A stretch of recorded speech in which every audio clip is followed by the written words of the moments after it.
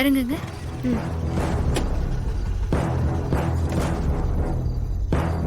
வாங்க.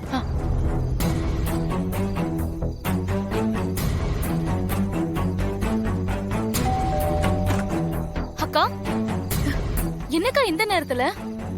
பிரியா, நான் சொல்றேன், உன்கிட்ட ஒரு முக்கியமான விஷயம் பேசணும்.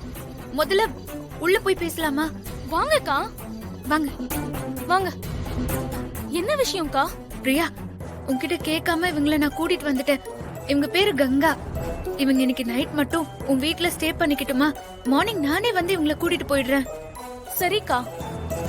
இவங்க உங்களுக்கு தெரிஞ்சவங்களா? ஆமா, ரொம்ப தெரிஞ்சவங்க.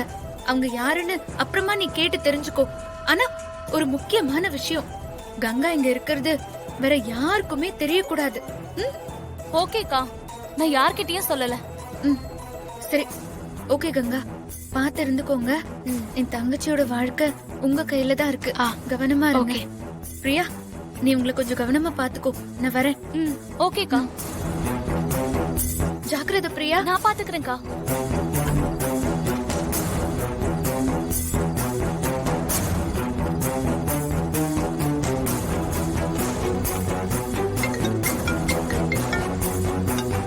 இசை தான் கூப்பிடுறேன்.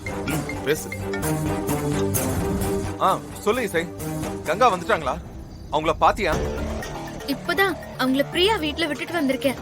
அசோக் இருக்கிற இடத்த பத்தி ஏதாவது தகவல் கிடைச்சதா? ஐயோ இல்ல இசை. ஆக்சுவலா அசோக் இருக்கிற வண்டியை நாங்க பாத்துட்டோம். ஆனா நாங்க தேடுறது தெரிஞ்சு அந்த கடத்தல்காரங்க அலர்ட் ஆயிட்டாங்கன்னு நினைக்கிறேன். ஐயோ, அசோக நல்லா மறைச்சு வச்சிருக்காங்க. விஷால், நமக்கு இந்த நைட் மட்டும் தான் இருக்கு. இப்ப என்ன பண்றது நாம?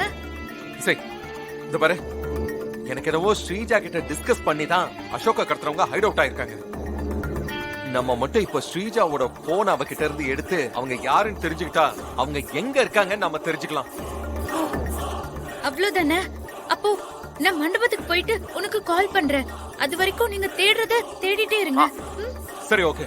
இசை, நமக்கு இனி கிடைக்கிற ஒவ்வொரு நிமிஷமும் ரொம்ப ரொம்ப முக்கியம். ஸ்ரீஜாவுக்கு நம்ம மேல டவுட் வந்துச்சுன்னு வச்சுக்கோயேன், அவ என்ன பண்ணுவான்னு தெரியாது. நீயும் கவனமா இருந்துக்கோ. ஓகே விஷால், பாய் பாய் பாய். சரி.